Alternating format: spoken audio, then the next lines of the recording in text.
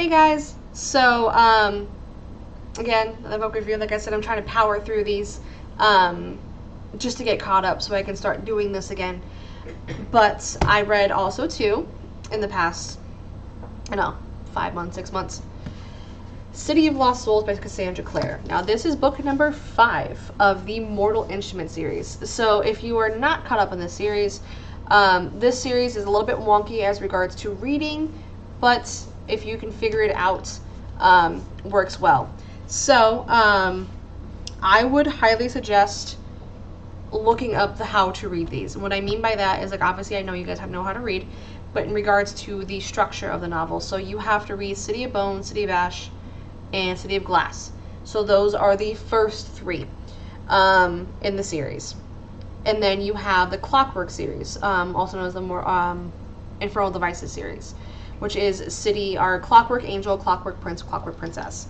You need to read those 3 before you get into these novels, because those 3 novels are really heavily referenced actually in this series. Like, obviously not so much in City of Fallen Angels, because it's the beginning of the plot line. Which I have a book review on that. If you haven't watched it, it's that way. But before you even start reading 5 or even 6, especially 6, which that's going to be a different book review video. But if you haven't read them yet before even touching 5, don't even go to 5. Like, I just don't suggest starting 4, 5, and 6 until you've read the Infernal Devices. Because if you do, you're going to be really lost. Like, you can read them after, don't get me wrong, but, like, I'm nosy. I have to know everything. So, especially when I'm reading a novel, like, if other books are heavily referenced in that novel, I have to know it. Like, the prime example, again, this is not the book review for this one, but the prime example for that would be 50 Shades of Grey. I read 50 Shades of Grey, I read the first one, and I realized that Tessa de Ubervilles was very heavily referenced throughout that novel. Never read it. Had to pick it up. Bought it, picked it up, ended up loving it. It's actually my favorite classic. But then I understood the novel a lot better. I suggest doing that. So this one, City of Lost Souls by Cassandra Clare. Really good.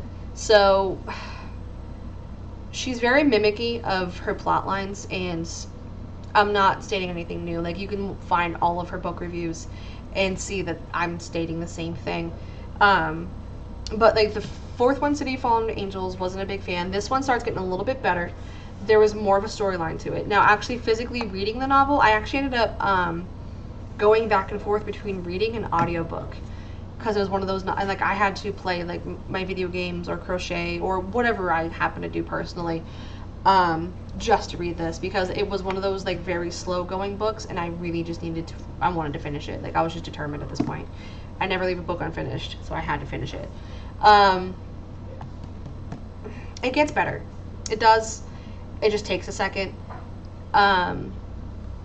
Like, you start learning about Sebastian and Jace and the whole situation with them, and Clare is trying to be like a Katniss Everdeen almost, and it's frustrating. Like, if I could pick my favorite characters from this novel, like, it's still Brother Zachariah. Like, I don't know why I like Brother Zachariah so much.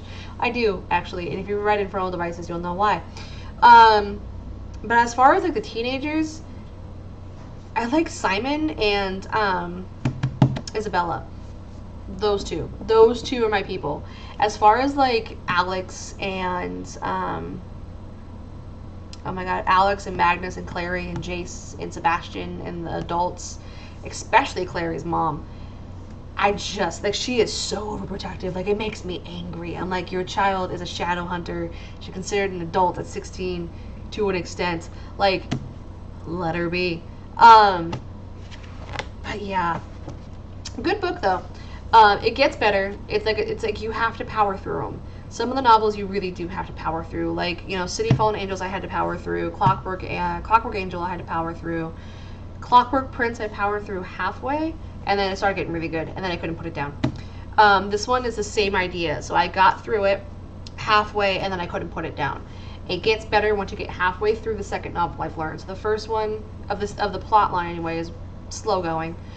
and then it's still a little bit slow going because it's a plot development, but I think she almost overdoes it a little bit, and she overdoes her character developments. Personally, anyway, I could, you guys could have a different opinion. It's fine. Opinions make the world go round. But it's good. Like, I wish I would have read this in high school, but I didn't. But now I did, so now I can reference it and be all hip and cool with the kids. Kidding. But yes, so I suggest reading it. Again, like I like young adult books. So like I like this one as a young adult book. I like the theme of it. To be honest, like I like the mythology and the I'm trying to like find out the right words for it. The different viewpoints in religion, especially with the Christianity religion, because it is. I have my personal feelings on it. To be honest, like I grew up Irish Catholic, so it's like, but I like the different views on it and how it's a lot of things are touched, but it's not like it's trying to shove down your throat. It's more dealing with not God, not Jesus, not, Lucifer or anything like that, but you're really dealing with the angels, which really aren't touched upon.